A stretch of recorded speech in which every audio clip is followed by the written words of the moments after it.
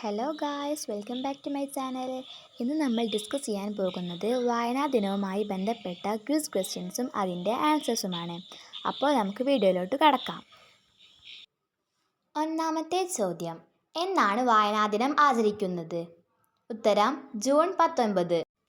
രണ്ടാമത്തെ ചോദ്യം, ആരുടെ ഓർമ്മയ്ക്കായാണ് ജൂൺ 19 വായനാ ദിനമായി ആചരിക്കുന്നത്? ഉത്തരം PN പണിക്കർ. മൂന്നാമത്തെ ചോദ്യം, ജൂൺ 19 വായനാ ദിനമായി ആചരിക്കാൻ തുടങ്ങിയത് ഏതു വർഷം മുതലാണ്?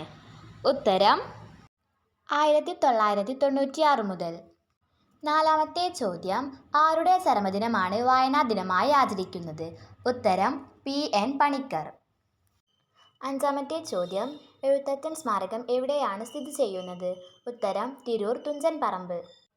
ആറാമത്തെ ചോദ്യം, PN പണിക്കരുടെ ചിത്രം ആലേഖനം ചെയ്ത സ്റ്റാമ്പ് പുറത്തിറക്കിയത് ഏതു വർഷം? ഉത്തരം 2004 ജൂൺ 19. ഏഴാമത്തെ ചോദ്യം, PN പണിക്കർ ജനിച്ചത് എവിടെയാണ്? ഉത്തരം നീലംപേരൂർ. ആലപ്പുഴയിലാണ് നീലംപേരൂർ.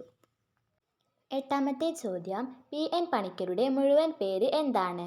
ഉത്തരം പുതുവായിൽ നാരായണ പണിക്കർ. ഒൻപതാമത്തെ ചോദ്യം, കേരള വിദ്യാഭ്യാസ വകുപ്പ് വായനാ വാരമായി ആചരിക്കുന്നത് ജൂൺ 19 മുതൽ ഏത് ദിവസം വരെയാണ്? ഉത്തരം ജൂൺ 25 വരെ. പത്താമത്തെ ചോദ്യം, അൽ അമീൻ പത്രത്തിൻ്റെ പ്രതാധിപർ ആരായിരുന്നു? ഉത്തരം മുഹമ്മദ് അബ്ദുറഹ്മാൻ. 11ാമത്തെ ചോദ്യം, കേരള സാഹിത്യ അക്കാദമിയുടെ മുഖപത്രം? ഉത്തരം സാഹിത്യലോകം. 12ാമത്തെ ചോദ്യം, 2021 എഴുത്തച്ഛൻ പുരസ്കാരം ലഭിച്ച സാഹിത്യകാരി? ഉത്തരം P. വത്സല.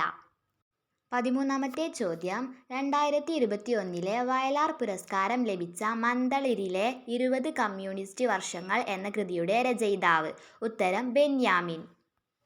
14ാമത്തെ ചോദ്യം, 2020 ജ്ഞാനപീഠ പുരസ്കാര ജേതാവ്?